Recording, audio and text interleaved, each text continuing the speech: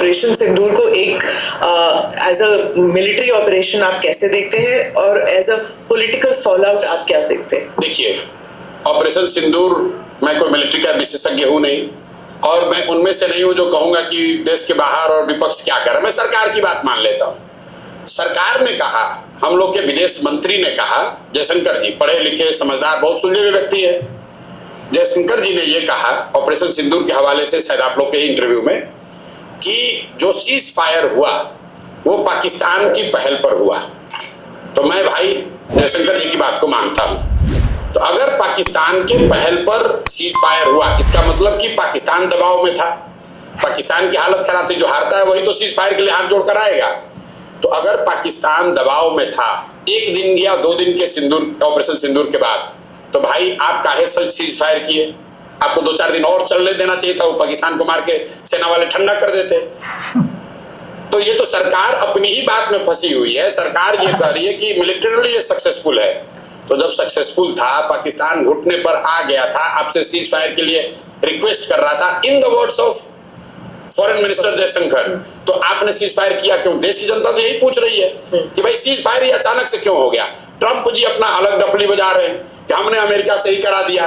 तो भाई ट्रंप की बात नहीं, पाकिस्तान और इंडिया, फॉर एग्जाम्पल पाकिस्तान अगर घुटने पे था, इसकी बात मान भी लो इसके फॉरेन मिनिस्टर की, तो इन्होंने अपनी शर्तें क्यों नहीं मनवाई? और सीज फायर अगर पाकिस्तान इतना घुटने पे था तो दोनों पार्टियों ने डायरेक्ट क्यों नहीं करा भाई? सबसे बड़ा सवाल तो ये, तीसरी पार्टी अमेरिका क्यों आई? तो ये आपको समझना होगा कौन गया है। हम क्यों मानेंगे? हम तो अपने देश की बात, सरकार की बात मानेंगे। हमारे देश की सरकार कह रही है कि पाकिस्तान के रिक्वेस्ट पर सीज फायर किया गया। तो देश के नागरिक होने के नाते हम लोग पूछ रहे हैं कि भाई इतने दिन के बाद मौका मिला था, आपने ऑपरेशन सिंदूर शुरू किया, देश भर के लोग आपके साथ खड़े हुए, और पाकिस्तान की हालत ये हो गई कि एक ही दिन में सीज फायर के लिए वो घुटने पर आ गए थे, तो 2-4 दिन और चलने देते। और अगर क्या ऑब्जेक्टिव था जो पूरा हो गया?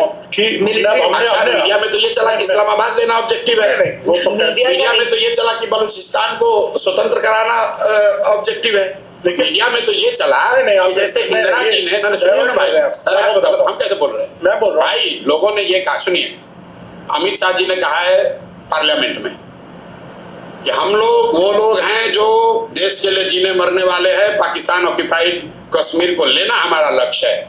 तो अगर पीओके लेना लक्ष्य था और पाकिस्तान घुटने पर आ गया था, तो काहे सीज फायर किए? अगर बलूचिस्तान को आजादी दिलानी थी, पाकिस्तान घुटने पर था, तो क्यों समझौता किए? आप ही बता दो भाई कि अगर पाकिस्तान डर गया था या घुटने पर और इसकी बातों का कोई अंडवा, कोई लंड भक्त कोई हो जो सीता के 7 सुरागों की पूजा करने वाला, वो भी जवाब दे सकता है कमेंट सेक्शन में। तो क्यों समझौता किए? और अगर नहीं था तो फिर आप जो बता रहे हो वो गलत है। दोनों बात तो सही नहीं हो सकती है। और ये बात सिर्फ जो जयशंकर जी ने कहा उसी पर कह रहा हूं।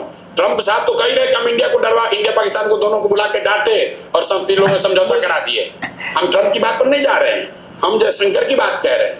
एंड तो कहीं होता है ना, क्या एंड? तो भाई वही एंड, मतलब लोग तो ये पूछ रहे हैं कि भाई आपने सायरन बजवाया, प्रैक्टिस करवाया, तो हम लोग तो तैयार थे 2-4-5 दिन के लिए।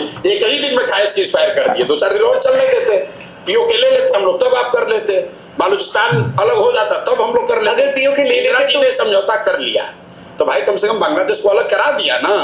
तो भाई बांग्लादेश हमसे अलग, हमने खुद ही उसको बाद में केस करके, या अभी क्यों नहीं हम डायरेक्ट ले लेते? अब तो हमारी पूरी रीजिम है, क्योंकि बांग्लादेश को हम लॉजिस्टिक सपोर्ट उस तरह नहीं दे पाएंगे। तो ये अच्छा ही हुआ कि बांग्लादेश अलग है। अभी हम यहाँ से अकेले इनको पेलते रहेंगे, हिमाचल से खाली करवा के हिंदुओं को खत्म करके वहां से लैंड हमें चाहिए, हमें वहां की आवाम नहीं चाहिए, ये याद रखना। तो यही सवाल जो बिहारी पूछ रहा है, कोई भी अंडवा, कोई भी लंड वक्त है तो आके मेरे को उसके जवाब दे देना, इसने जितने क्वेश्चन करे। तो आप कर लेते, जो टेरर इंफ्रास्ट्रक्चर है वो तो ध्वस्त हुआ ना, ध्वस्त हो गया। चले भाई रिकॉर्ड कर लो, विजुअल तो है। आप सरकार की ओर ना, विजुअल तो ठीक ही है। आप ये कह सकते हैं कि टेरर इंफ्रास्ट्रक्चर पाकिस्तान का ध्वस्त हो गया, कुछ डैमेज हुआ। तो सर लोग ये चाह रहे हैं कि जब मौका मिल गया था तो पूरा ही साफ कर देते। थोड़ी ना कर सकते, एक मुल्क है न्यूक्लियर, अच्छा तो उसके डर से रुक गए, कहीं तो रोकना पड़ेगा ना। तो ये पहले बता देते कि भाई हम शुरू करेंगे लेकिन न्यूक्लियर के डर से फिर रुक जाएंगे, तो पहले बता देते थे भाई। ये तो कपड़े फाड़ रहा है इनके, हिंदुओं के कपड़े फाड़ रहा है ये। अरे भाई आप ये बता दो कि चाहते क्या क्या थे? मैं ये समझता था कि आपका उद्देश्य ये है कि टेरर इंफ्रास्ट्रक्चर पूरी तरीके से ध्वस्त कर दिया जाएगा। वो कोई नहीं कह सकता है कि हो गया है, कुछ टेरर इंफ्रास्ट्रक्चर को नुकसान हुआ होगा। दूसरा उद्देश्य अगर ये था कि आप पीओके को स्वतंत्र करा देते, वो तो हुआ नहीं। आप बलूचिस्तान के लोग वहां शुरू हो गए जोश में आके कि हम लोग तो अलग कराएंगे, अब इंडिया मदद करने वाला है, तब तक हम ही लोग भाग लिए। ये तो मीडिया कह रहा था ना, सरकार ने तो कभी नहीं कहा कि बलूचिस्तान को आजादी देना एक लक्ष्य था भारत का। ये तो कभी कहा नहीं। वो तो जैसे इंदिरा जी के भी टाइम में उन्होंने ये थोड़ी ना कहा शुरू में होगा कि हम बांग्लादेश को स्वतंत्र कराना हमारा लक्ष्य है। ये तो बीजेपी के स्वयंभू नेताओं ने कहा कि अरे आपने इंदिरा जी को क्या देखा, हम तो पाकिस्तान को 4 टुकड़ा में कर देंगे, हम बलूचिस्तान बना देंगे, हम पीओके ले लेंगे। तो भाई कर लेना था। फिर आप कह रहे हैं भाई तो न्यूक्लियर स्टेट है, तो भाई न्यूक्लियर स्टेट एक ऑपरेशन सिंदूर होने के बाद थोड़ी ना बना, वो तो पहले से भी था। वो तो असेसमेंट मोदी जी जैसे विद्वान लोगों ने किया ही होगा पहले से। तो भाई काहे लड़ाई शुरू किए, और किए तो पूरा करना चाहिए। देश की जनता ने तो नहीं कहा कि हम लोग न्यूक्लियर वाले से डर रहे हैं। भाई देश की जनता तो आपने जब सायरन बजवाया तो हम लोग अंधेरे में निकले, सब जाके प्रैक्टिस कर लिया कि भाई चलो न्यूक्लियर गिरे या बम गिरे हम लोग तैयार है। तो काहे भागे आप मैदान छोड़ के? इसका नुकसान है। काहे भागे मैदान छोड़ के, तो ये है भाई इनके औकात और ये इनके हालात चल रहे इस टाइम इंडिया में। अंडवे जितना इसको कवर कर ले, इनका भगवान भी आ जाए ना, सीता मीता जो भी है वो भी आ जाए, वो भी इस चीज को कवर नहीं कर सकती है। मैं आपको ऑन सीरियस नोट, बीजेपी को अगर आप मुझे एनालिस्ट पूछेंगे तो चुनावी नुकसान होगा। जिस मैनर में ऑपरेशन सिंदूर को जिस मैनर में रोका गया, और खासकर ट्रंप के ट्वीट के बाद, मैं अपना अनुभव आपको बता रहा हूं। मुझे किसी ने अमेरिका से भेजा उस समय कि ट्रंप ने ट्वीट किया है कि सीज फायर हो गया। तो मैंने कहा यार फोटोशॉप होगा, ये ऐसा कैसे हो सकता है, ये विश्वास नहीं कर सकते हो आप। स्पीच था उनका। हाँ नहीं ट्वीट पहले, सबसे पहले ट्वीट आया था। तो मुझे ऐसा लगा, मुझे खुद लगा कि अरे यार ये तो हो ही नहीं सकता है।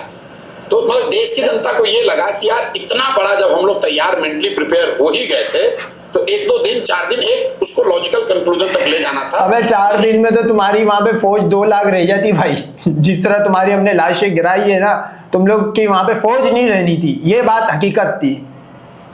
लेके चलिए उनका डिसीजन है, लॉजिकल नहीं हुआ, मतलब पॉलिटिकली वो खुद भी कह रहे हैं नहीं हुआ है। उसके बाद आप मोदी जी का बयान सुनिए, डैमेज कंट्रोल करने के लिए क्या कह रहे हैं कि ऑपरेशन सिंदूर जारी है, उसका फॉर्म बदल गया है। वो भी नहीं कह सकते हैं कि रोक दिया है, क्योंकि उनको भी मालूम है कि देश की जनता ये नहीं चाहती थी कि रुके। जिस तरीके से सीज फायर हुआ उससे बीजेपी को पॉलिटिकल नुकसान होगा।